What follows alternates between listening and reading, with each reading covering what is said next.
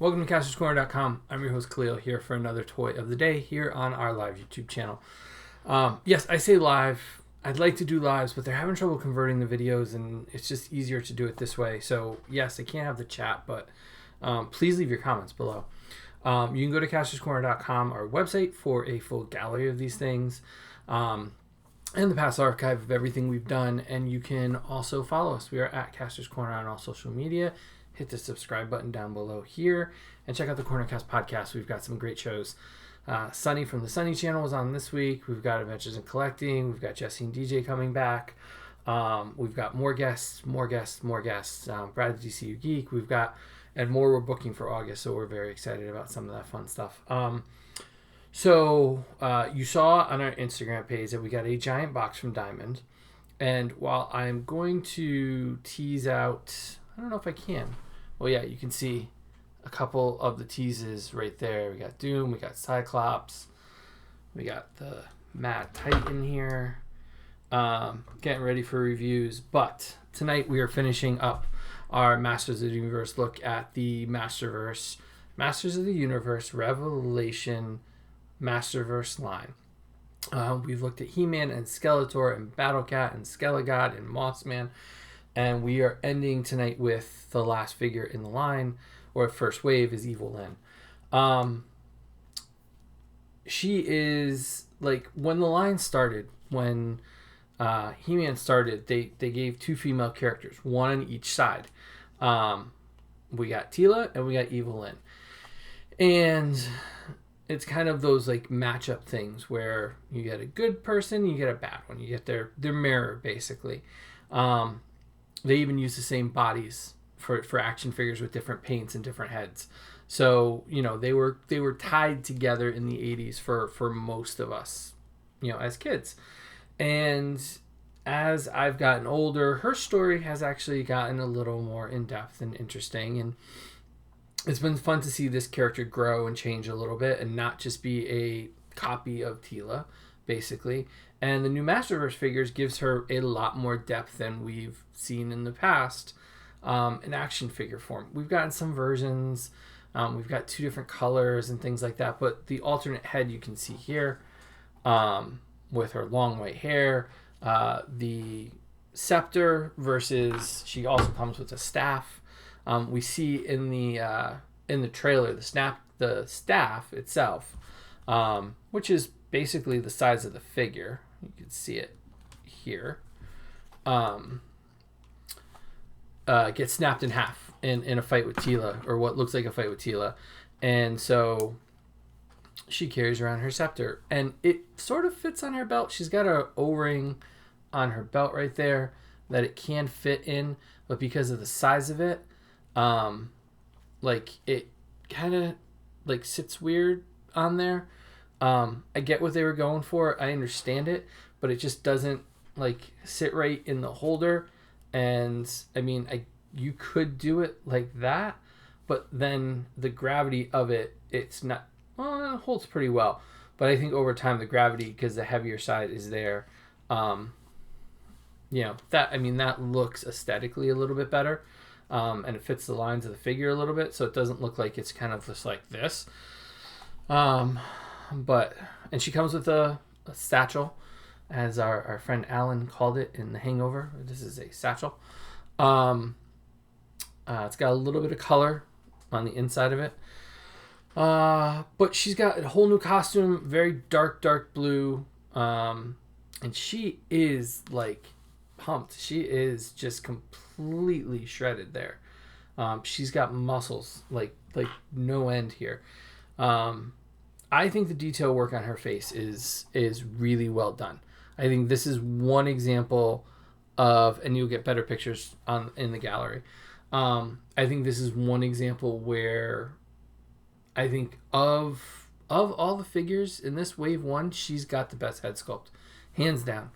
I think they gave her a really angry look. I think they did a really good job with the eyebrows and the eyes and just the whole look of it.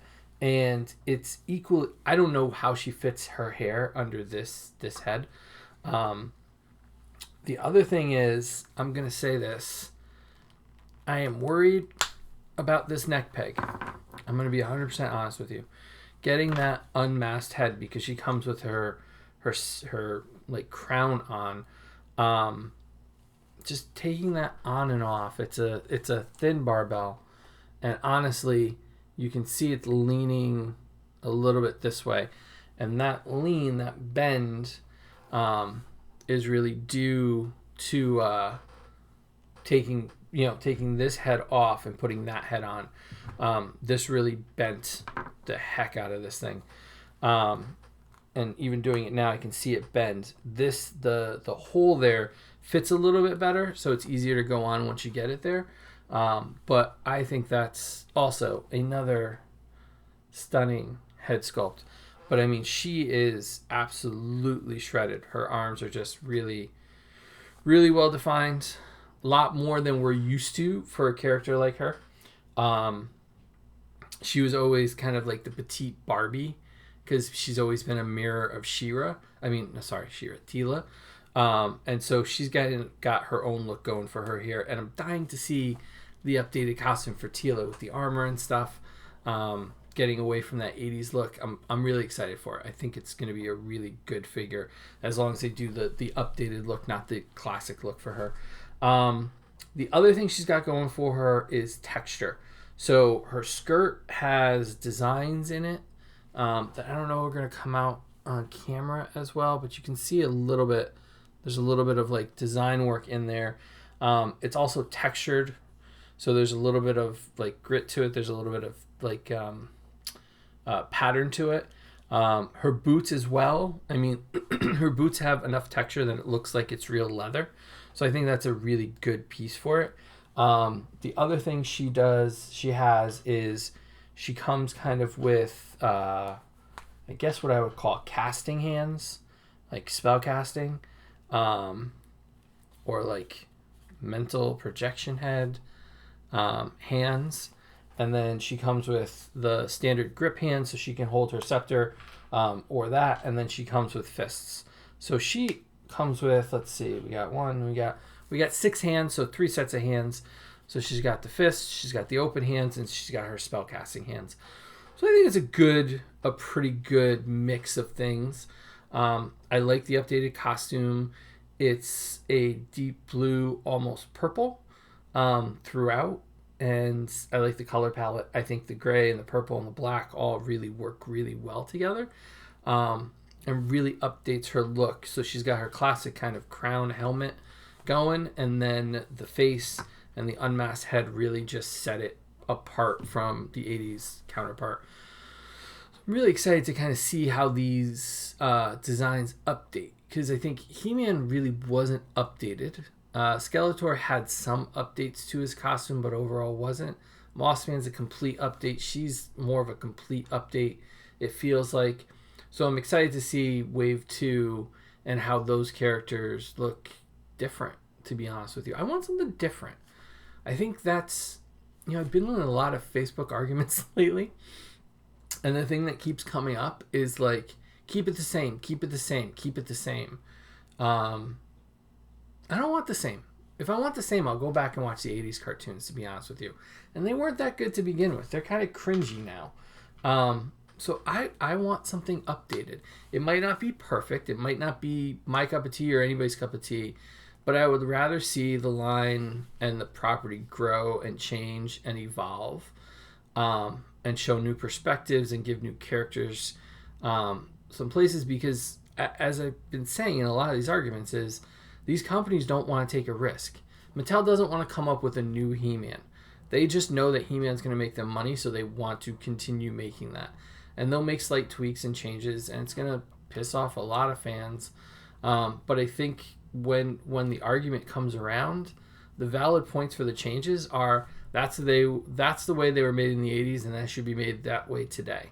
And I think that's a really weak argument, and it usually leads to very racist and misogynistic comments, and a lot of very graphic language about what you can do to yourself because you want to see something new. And I don't really like that part of our fandom. I'm excited to see it. Do I like all the toys? Was I very happy with this updated look for He-Man? No, not particularly. I don't think there was enough there to really warrant a change. And you can see how hard it is to kind of get the hips back in place. I think he's the weakest of the bunch. I think Evil Lyn is the strongest, and Battle Cat and Evil Lyn are the strongest. I think it goes downhill from there, but I think overall it's a nice relaunch of the property, and I'm excited to kind of see where Kevin Smith takes it, because, you know, whether he liked it in the 80s or not or whatever, he's a talented storyteller, and I'm excited. He's excited. He was on the podcast, I think episode 2. So go back and listen to that, and we talk about, you know, keeping that fire and passion about collecting and comics and toys and all this stuff alive. So thanks for watching. Full gallery of Evil Lyn, as well as He-Man and Skeletor and everybody else, is up on the website, castorscorner.com. You can follow us. We are at castorscorner.com.